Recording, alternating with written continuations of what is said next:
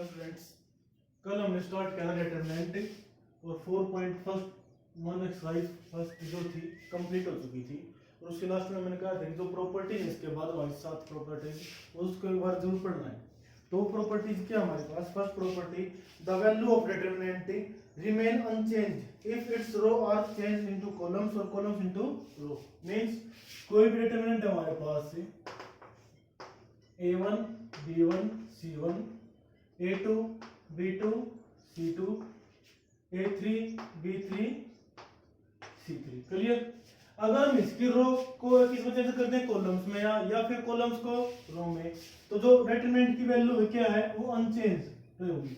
Means अगर by chance अगर इसका हमारा डिटरमिनेंट किसकी इक्वल है 10 के, तो a1 b1 c1 a2 b2 c2 a3 b3 and c3, इसकी वैल्यू भी क्या होगी? 10 ही होगी। इसकी वैल्यू भी क्या होगी? 10। क्लियर? कि अगर कोई भी रो को कॉलम में या फिर कॉलम्स को रो में हम चेंज कर दें, मींस अगर ट्रांसपोज करें, ट्रांसपोज करने के बाद हम डिटरमिनेंट निकालें तो वैल्यू क्या होगी? सेम ही रहेगी। इफ टू रो और columns of determinant are interchange the sign of determinant will change. By chance हमने कोई भी दो रो या फिर दो कॉलम क्या कर दी? Interchange. Means a1 b1 c1 a3 b3 c3 a2 b2 c2। Clear? अब r2 और r3 को हमने क्या कर दिया? इंटरचेंज कर दी। तो r2 दी वो बना दी r3 और जो r3 थी वो बना दी r2। तब अगर हम कोई भी दो रो या दो column, if we change any two row और column then sign of determinant will change. अगर पहले हमारे पास डिटरमिनेंट 10 के इक्वल है, हमने मान लिया है, तो चेंज करने के बाद क्या हो जाएगा? -10 के इक्वल। क्लियर? फिर third, if any two row और two columns are identical then value of determinant will 0। Identical means same. अगर हमारे पास कोई भी दो रो ऐसी है या दो कॉलम, हम रो लेंगे बाई चांस की a1 a2 b2 c2, identicals means same हो, a2 b2 c2। तो अब यहाँ पर जो r2 और r3 वो क्या है? सेम है। तो ऑलवेज उस डिटरमिनेंट की वैल्यू क्या होगी? 0। ऑलवेज डिटरमिनेंट की वैल्यू क्या होगी? 0। फिर फोर्थ प्रॉपर्टी हमारे पास है, if each element in a row or column of a determinant is multiplied by the same factor then that it multiply the that factor। Clear? अगर हम अब क्या कर रहे हैं, कोई डिटरमिनेंट हमारे पास ये है। क्लियर? अगर हम किसी भी रो या किसी भी कॉलम के हर एक एलिमेंट को किसी स्केलर से मल्टीप्लाई कर दिया, तो हमने मान लिया कि किसी ने स्केलर k से मल्टीप्लाई कर दिया, तो फर्स्ट कॉलम क्या होगी? रो क्या होगी हमारी? k1 kb1 kc1। तो वो जो डिटरमिनेंट की वैल्यू है ना, पहले कितनी है हमारी? 10। तो डिटरमिनेंट की वैल्यू से भी क्या मल्टीप्लाई हो जाएगा? वो स्केलर मल्टीप्लाई हो जाएगा। क्लियर? फिफ्थ प्रॉपर्टी है, if each element of row और column determinant express as sum of two और मोर टर्म्स। क्लियर? तो फिफ्थ प्रॉपर्टी हमारी डिफाइन कर रही है कि if each element of any two और एनी रो और column is expressed as two or more terms then determinant will also express as two or more determinants। means by chance जो हमारे पास ये करो, इसको हम कैसे लिख सकते हैं? अगर a1 plus alpha 1 b1 plus alpha 2 और c1 प्लस अल्फा 3, ये लिख दिया। a2 b2 c2 a3 b3 c3। Sorry, alpha 1 ही आ रहा है, अल्फा 1 सेम होना चाहिए ना। Same if each element of any row और कॉलम एक्सप्रेस एज टू और more terms then determinant also. तो हम यहां से क्या लिख सकते हैं कि जो रो के या कॉलम के एलिमेंट्स एक्सप्रेस और इन दो या दो से ज्यादा टर्म्स में सिर्फ वो चेंज होंगे और बाकी एज इट इज। तो फर्स्ट तो क्या है यहाँ पर a1 b1 c1, second a2 b2 C2, फिर है A3 B3 C3। क्लियर। अब यहाँ प्लस है तो प्लस, माइनस है तो माइनस। फिर ये क्या आ गया, alpha one alpha one alpha one, A2 B2 C2 A3 B3 C3। तो इस तरह हम एक्सप्रेस कर सकते हैं उस डिटरमिनेंट को। क्लियर। फिर हमारी six property, the value of determinant will unaltered, unaltered means unchange if to each element any row और column added some multiple of k। The value of determinant will unchange या और क्या लिख बोल दो unaltered if we multiply by each element of any row or column sum added with multiply any other row or column। ठीक है, means अगर हम डिटरमिनेंट की किसी रो या कॉलम के सभी एलिमेंट्स को किसी दूसरी रो या कॉलम के किसी सभी एलिमेंट से k से मल्टीप्लाई करके हम ऐड कर दें तो वैल्यू क्या ही रहनी हमारी सेम। लेट हमने क्या ऐड कर दिया कि सेकंड को हमने रो को k से मल्टीप्लाई करके ऐड कर दिया तो क्या आ जाएगा a1 plus k a2 b1 plus k B2 C1 plus के C2। और ये तो क्या रहेंगे हमारी एज इट इज।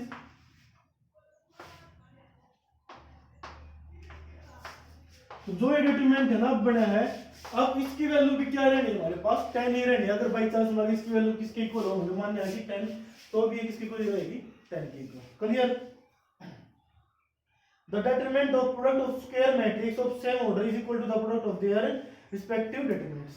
फिर क्या हुआ है, अगर कोई भी हमारे पास दो मैट्रिक्स है same property A and B, दोनों कैसी हैं स्क्वायर मैट्रिक्स और सेम ऑर्डर, तो इनकी मल्टीप्लाई तभी होगी जब सेम ऑर्डर की होगी। तो determinant of their product is equal to the multiplication of determinant of their respective determinant is equal to the product of their respective determinant. Clear. ये 7 प्रॉपर्टी है, इन्हीं का हम यूज करेंगे और तब हमारे पास 4.2 एक्सरसाइज। क्लियर। अब उससे पहले हमारे पास कुछ ऑपरेशन, अब जैसे यहाँ पर लास्ट में हमने किसी सेकंड रो किसी रो को किसी स्केलर से मल्टीप्लाई करके ऐड किया या फिर माइनस किया इस तरह, तो कैसे करेंगे। तो क्या है, अगर हमने किसी रो में बाई चांस R1 में हमें क्या ऐड करना है, ऑपरेशन लगाना हमने R1 में हमने KR2 ऐड करना है, तो ऑपरेशन किस पर लगेगा R1 मींस ऑपरेशन किस रो पर लग रहा है पहले वो लिखा जाएगा, किस रो पे या फिर कॉलम पर। फिर उस रो में कॉलम में क्या ऐड हो रहा है, क्या सब्ट्रैक्ट हो रहा है या फिर क्या मल्टीप्लाई या डिवाइड हो रहा है। क्लियर। ये इस तरह होगा। अगर कभी भी दो रो को हम इंटरचेंज करेंगे कॉलम को, तो किस तरह करेंगे, दोनों साइड क्या लगेगा एरो का साइन बीच में। क्लियर। जो ऑपरेशन रो पे लगेंगे सेम चीज कहां पे भी लगेंगे कॉलम्स पे। क्लियर। ये इस तरह है। और फर्स्ट क्वेश्चन हमारे पास से अब यही प्रॉपर्टी यूज होंगी कंप्लीट एक्सरसाइज में। विदाउट एक्सपेंडिंग प्रूव दैट, अब एक्सपेंड हम नहीं करना है, अब डिटरमिनेंट को तो हम एक्सपेंड करते थे, तो without expanding prove that following determinant will vanish. मतलब डिटरमिनेंट क्या आएगा 0। तो डिटरमिनेंट क्या हमारा 148 11 37 4 3 1 23 17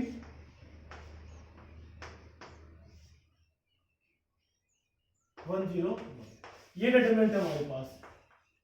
अब इसको हमें एक्सपेंड नहीं करना, बट हमें प्रूव क्या करना है, किसका डिटरमिनेंट इसकी इक्वल होगा 0 के। तो देखो अब डिटरमिनेंट में देखो यहाँ पर कोई कॉमन है 23 17 1 0 1, इससे भी क्या प्राइम, तो कुछ कॉमन नहीं, इसका मतलब कुछ ना कुछ इनमें कॉमन लेना पड़ेगा।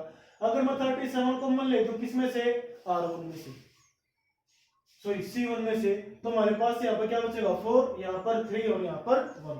तो क्या लिखेंगे, टेकिंग कॉमन 37 फ्रॉम C1 में से हमने क्या कॉमन ले दिया 37। तो अब यहाँ पे ये ध्यान देने की बात है कि मैट्रिक्स में जब कभी कॉमन आता था या मल्टीप्लाई करते थे तो पूरे मैट्रिक्स में से सभी एलिमेंट में से कॉमन या मल्टीप्लाई करते थे, लेकिन डिटरमिनेंट में जब भी कभी भी कॉमन लेंगे या फिर मल्टीप्लाई करेंगे किसी न किसी ओनली सिंगल रो या सिंगल कॉलम में से होगा। मल्टीप्लाई होगा सिंगल रो या सिंगल कॉलम में से, कॉमन निकलेगा सिंगल रो या फिर सिंगल कॉलम में से। ठीक है, तो जैसे 7 ओनली किसमें से कॉमन निकला 37 C1 में से, तो 37 कॉमन निकल गया, बाहर निकाल दिया। 37 कॉमन निकलेगा मींस डिवाइड करेंगे, क्या बचेगा 4, फिर 3, फिर 1, 4, 3, 1, 23, 17। अब यहाँ पर हमारी प्रॉपर्टी आई थी इफ एनी टू रो और two columns are identical, third property थी, देन डिटरमिनेंट विल 0। तो यहाँ पर क्या लिखेंगे C1 and C2 are identical या सेम, सो यहाँ से क्या आ गया 37 इंटू में डिटरमिनेंट की वैल्यू क्या है हमारे पास 0, 37 इंटू 0 क्या आ गया 0, हेंस ट्रू। सभी के सभी इसी तरह करने हैं। एक पार्ट कराऊंगा मैं इसमें से, पहले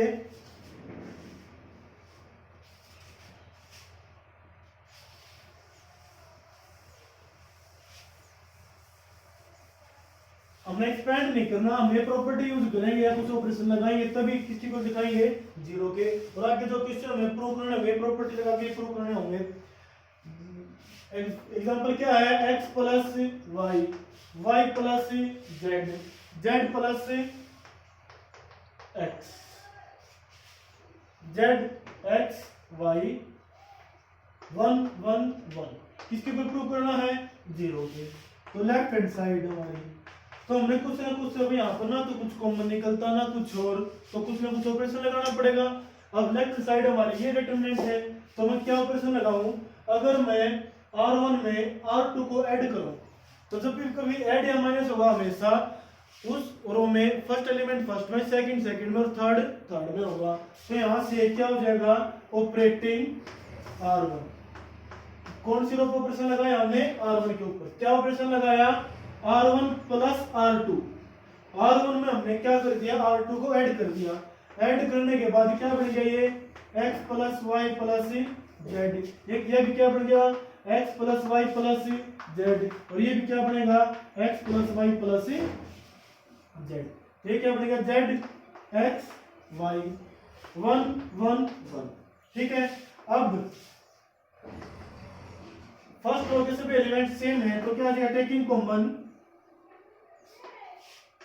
x plus y plus z from, लिखना है R1 मींस और first row, R2 means second row, R3 means third row. तो x plus y plus z हमने क्या ले लिया कॉमन, डिटरमिनेंट क्या बचा 1 1 1, zx y 1 1 1। अब क्या लिखेंगे R1 and R3 are identicals या फिर R1 and R3 are same, so determinant क्या होगा इसका 0 और 0 टू समथिंग क्या हो जाएगा 0, डिटरमिनेंट की वैल्यू क्या आ गई हमारे पास 0। Clear,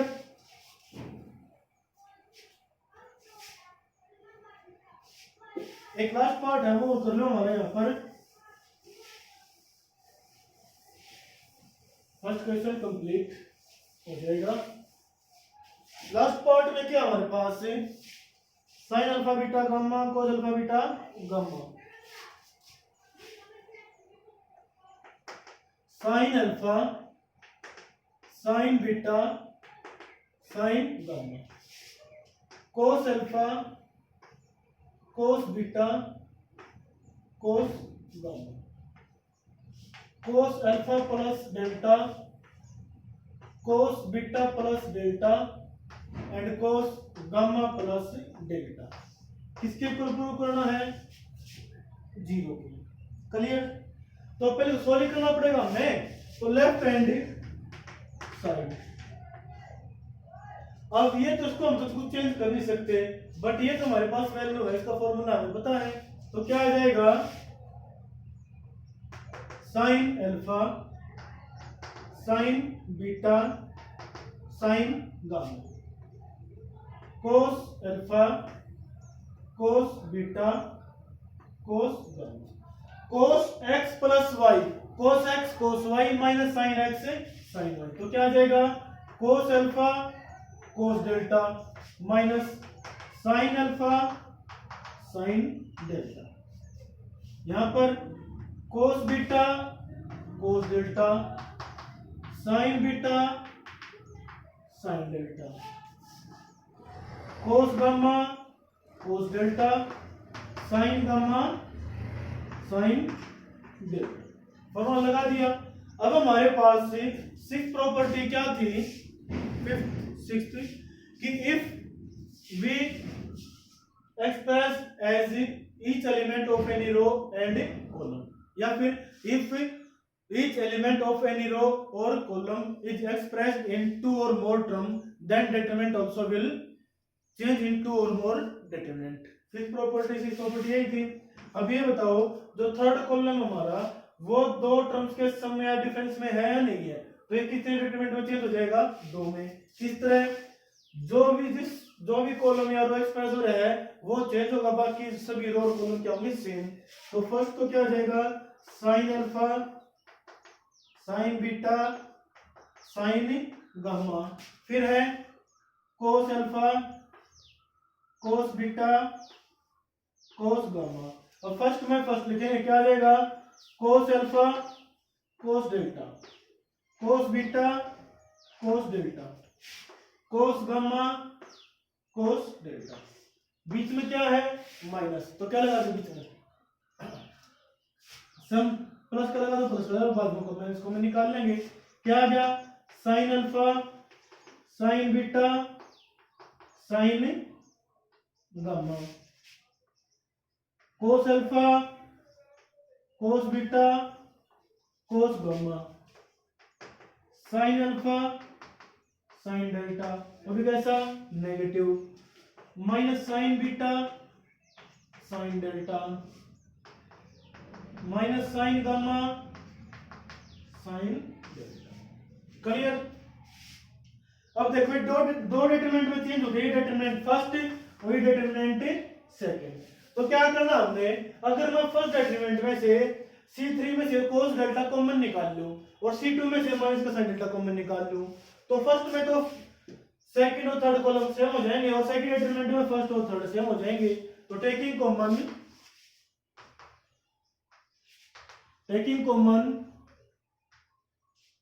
cos delta in from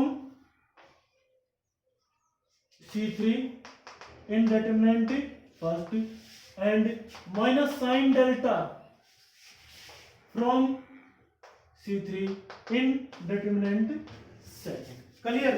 तो कॉमन निकाल लो, स्पेस कम है इसलिए तो कॉमन निकाल रहे हैं हम। कॉमन निकालने के बाद यहाँ पर क्या बचा, cos डेल्टा तो कॉमन निकल गया बाहर। यहाँ पर क्या कॉमन निकला, माइनस का साइन डेल्टा, तो माइनस बाहर आ जाएगा साइन डेल्टा, यहाँ पर क्या हो जाएगा कैंसल। तो यहाँ पर क्या आएगा, plus minus sine delta. Clear.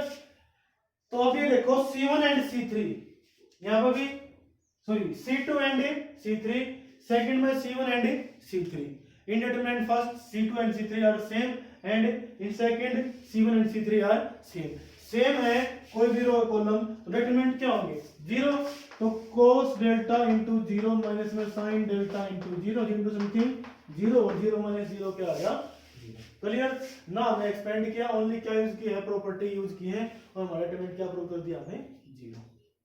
अब सेकंड क्वेश्चन,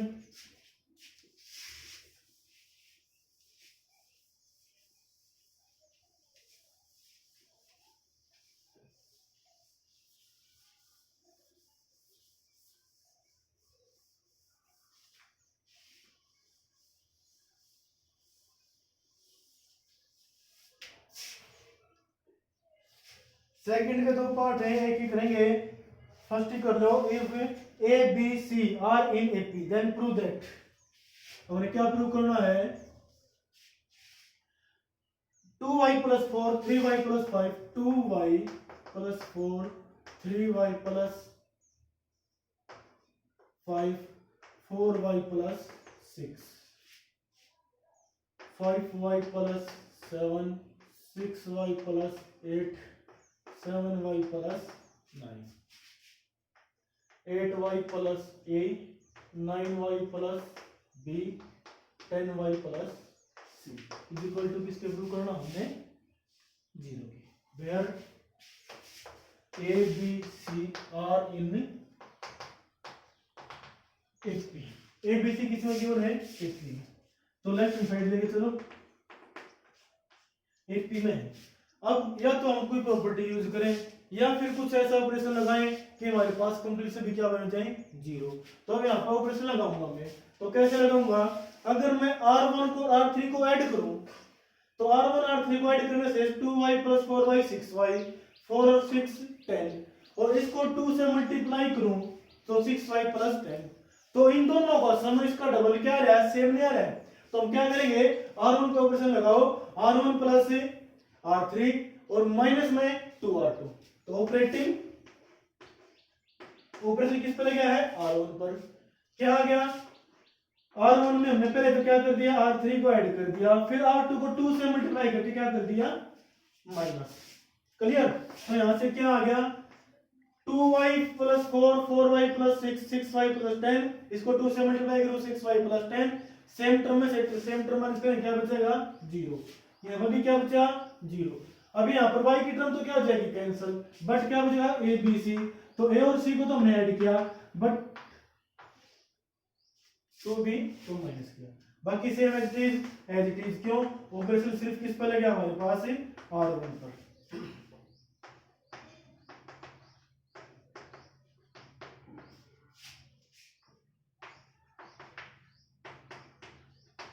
क्लियर। अगर सभी एलिमेंट जीरो थे तो हमारा एलिमेंट क्या होता जीरो, बट यहाँ पर कंडीशन क्या आ गई a + c - का 2b, बट हमारे पास a b c किस में है R in AP, so a + c = 2b, a + c = क्या बन गया 2b, तो ये एलिमेंट क्या आ गए 0 0 0, ये सेम एज इट इज। अगर किसी एलिमेंट का कंप्लीट रो तीन सभी एलिमेंट्स क्या होंगे, element is zero, then determinant will zero, तो ये किसकी इक्वल आ जाएगा जीरो इक्वल, मींस यहां पर एक्सपेंड करूंगा मैं 0 to something 0 0 to something 0 0 to something 0, clear. Expand नहीं करना सिर्फ ओनली फर्स्ट क्वेश्चन में, आगे हम एक्सपेंड कर सकते हैं लेकिन यहां पर डायरेक्ट एक्सपेंड करेंगे नहीं, क्योंकि अगर डायरेक्ट करेंगे तो ज्यादा लेंथी क्वेश्चन होगा, इसलिए पहले ऑपरेशन लगाएंगे। Second part as it is है। अब थर्ड क्वेश्चन, थर्ड में क्या हमारे पास है a² + 2a 2a + 1 1, हमने प्रूव करना है a² + 2a 2a + 1 और 1, ठीक है 2a + 1 a + 2 1 3 3 इक्वल टू किसके प्रूव करना है, एलिमेंट हमने a - 1 होल स्क्वायर, क्लियर। तो क्या लो लेफ्ट हैंड साइड। अब कभी भी हमें जो प्रूव करना है तो दो तरीके हैं, कैसे, एक तो जो प्रूव करना है वो देखो तो कुछ ना कुछ ऑपरेशन लगा के वहां पर हम ये लिया है, या फिर ये देख लो कि किसी रो या कॉलम के सेम एलिमेंट है या नहीं है। अब जो C3 हमारे पास कॉलम तो ये एलिमेंट सेम है, तो R1 में से R2 माइनस करूं, R2 में से R3 माइनस करूं, तो ये दोनों एलिमेंट क्या बन जाएंगे जीरो। ध्यान रखना है अगर रो के एलिमेंट सेम है तो कॉलम पर ऑपरेशन लगेगा और कॉलम के एलिमेंट सेम है तो रो पर ऑपरेशन लगेगा। तो C3 या तो कॉलम के एलिमेंट सेम है तो क्या लगेगा ऑपरेशन ऑपरेटिंग R1 पे क्या ऑपरेशन लगाया R1 माइनस का R2 एंड R2 पे क्या ऑपरेशन लगाया R2 माइनस R3, क्लियर। और कभी भी हम एक साथ तीनों रो पे ऑपरेशन नहीं लगा सकते, ध्यान रखना तो कि तीनों पे लगा दे तो सब कंप्लीट जीरो बन जाएगा। तो R1 माइनस का R2 a² + 2a, अब इस टर्म में से मैं इसको माइनस कर लूंगा तो 2a से 2a कैंसिल, क्या आ गया a² - 1, यहां पर क्या आया 2a माइनस का a 1 - 2 -1 और 1 - 1 0। अब सेकंड क्या R2 पर ऑपरेशन लग रहा है, R2 ऑपरेशन क्या लग रहा है R2 माइनस का R3, तो ये क्या बन जाएगा 2a + 1 - 3 क्या बन गया माइनस का 2, a + 2 - 3 -1, ये क्या बन गया 0। अब यहाँ पर क्या आ गया 3 3 1। अब देखो क्या, taking common a minus 1 from R1 and R2, ठीक है। अब a माइनस वन कॉमन निकला, क्यों, a स्क्वायर माइनस वन है, तो a स्क्वायर माइनस वन को तो हम क्या लिख सकते हैं, a minus one into A plus one. Same as यहाँ पर अगर मैं 2 कॉमन निकाल लूं तो क्या बचेगा, 2 इंटू ए माइनस वन, तो a माइनस वन कॉमन निकल जाएगा, है ना, निकल जाएगा। तो यहाँ पर डिटरमिनेंट क्या आ गया हमारे पास, सॉरी a माइनस वन तो हमने कॉमन निकाल लिया R1 से, किससे भी निकाल लिया है, R2 से। सेम टर्म दो रो में से कॉमन आई तो क्या होगा, स्क्वायर। एक बार फर्स्ट है, दूसरी बार तो पावर 2 होगी, सेम है। तो यहाँ पर क्या आ गया, a प्लस वन, यहाँ पर क्या बचा 1, यहाँ पर 0, फिर R2 में भी a माइनस वन कॉमन निकाला, क्या बचा 2 1 0, फिर क्या 3 3 1। अब ये आ गया। अब किसी भी रो या कॉलम के दो एलिमेंट 3 क्रॉस 3 के वाले ऑर्डर मिला, इससे ज्यादा मिलने का, दो एलिमेंट अगर 0 है तो वहां पर क्या कर दो, एक्सपेंड कर दो। यहाँ पर और कोई ऑपरेशन लगेगा भी नहीं, तो एक्सपेंड करने से हमारे पास क्या आ जाएगा, ये हमने प्रूव करा। इसका मतलब डिटरमिनेंट क्या है इसका, 0। तो एक्सपेंडिंग बाय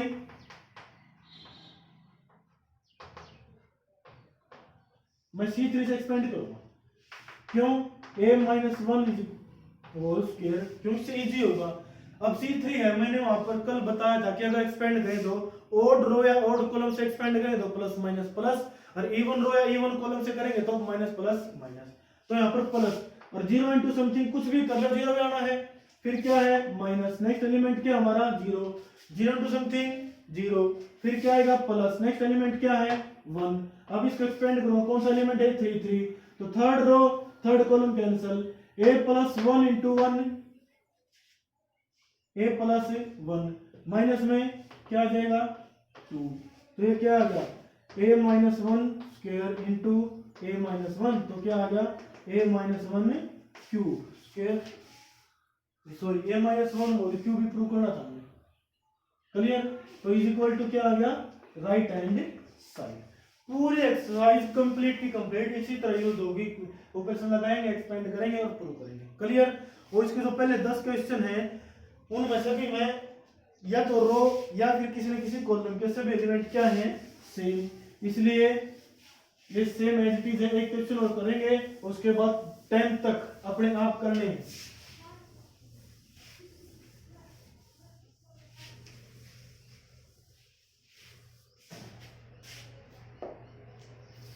क्या है हमारे पास, फिर आप क्वेश्चन लो, क्यूब वाला लो,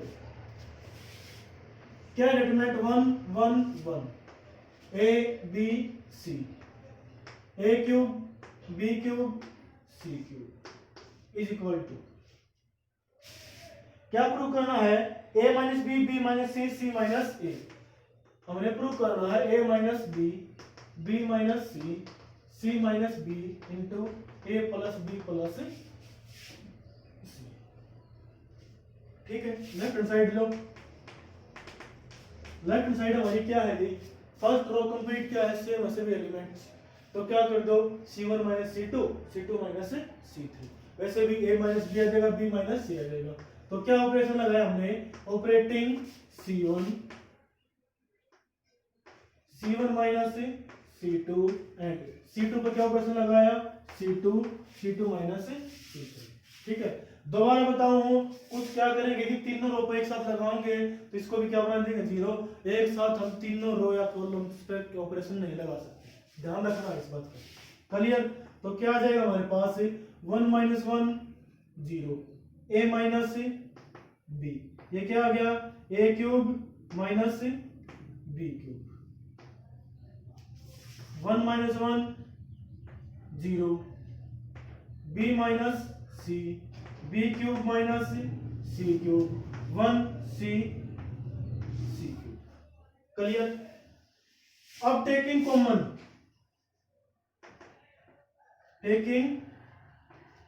common a minus b and b minus c, a minus b में c1 में से कॉमन लूंगा और b माइनस c c2 में से, from c1 and C2 respectively. Means जो पहले लिखा क्या फर्स्ट कॉलम पहले में से आएगा, जो सेकंड टाइम लिखा क्या वो सेकंड में से आएगा। क्लियर? तो a माइनस बी हमने कॉमन लिया R1 C1 में से, b माइनस सी कॉमन लिया C2 में से, तो यहाँ पर तो क्या बचा 0, यहाँ पर क्या बचा 1। सर इसमें से कॉमन कैसे लगे? ये तो हमारे पास आइडेंटिटी है क्या, a cube minus B cube किसके equal, a minus B into A square plus A B plus B square. Clear? तो यहाँ पे क्या बचेगा, A square plus A B plus B square.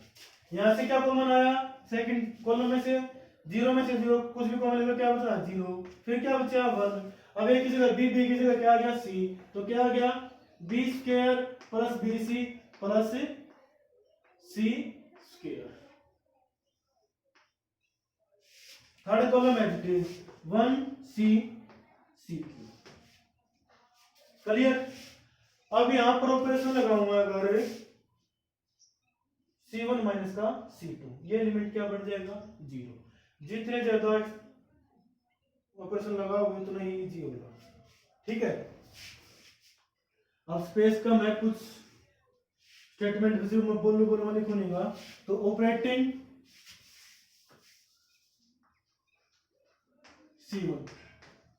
C1 minus C2, already common क्या है a minus b minus C.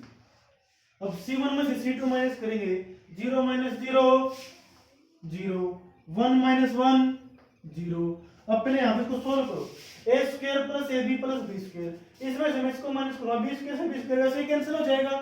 तो क्या बचेगा a square plus A B minus B c और माइनस सी स्क्वायर। इन दोनों टर्म को मैं एक साथ लिख लिया मैंने, क्या हो गया ए स्क्वायर माइनस का C square plus A B minus B C.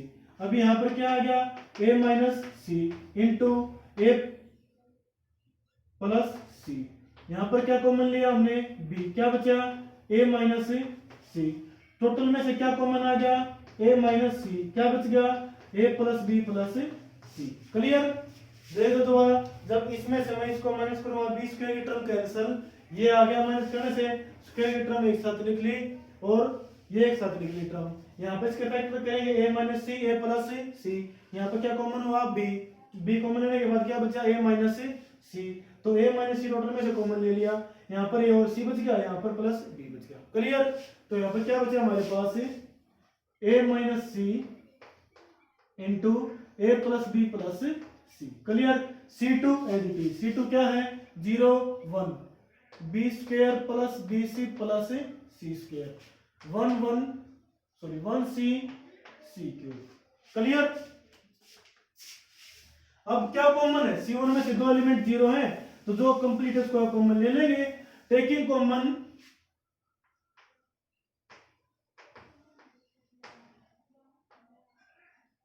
a minus c and a plus B plus c from C1 में से कॉमन ले लिया, तो क्या आया a minus B and b minus C, तो ऑलरेडी बार कॉमन थे, a माइनस सी और a प्लस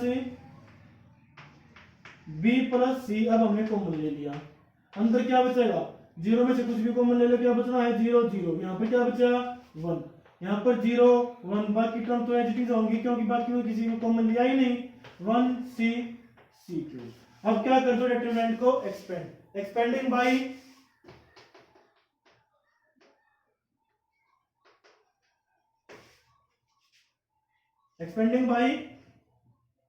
R1, तो इसका डिटरमिनेंट हमारे पास क्या आ जाएगा 1। क्लियर? हमने क्या प्रूव करना था a b minus C minus a c, sorry अब यहाँ पर c माइनस ए है ना, तो a माइनस b माइनस सी, अगर मैं a माइनस सी में से कॉमन लूं माइनस, तो c प्लस का हो जाएगा और a माइनस का, और साथ में क्या है a plus b plus C. Clear? अब इसको मैं एक्सपेंड करूंगा, मैं R1 से 0 टू समथिंग 0, माइनस में 0 टू समथिंग 0, प्लस में 1 इंटू में एक्सपेंड किया 0 टू समथिंग 0, -1 इंटू 1 1, तो यहाँ पर क्या आ गया -1 और माइनस ये माइनस क्या हो जाएगा कैंसिल, इज इक्वल टू क्या आ जाएगा हमारे पास फिर राइट हैंड साइड।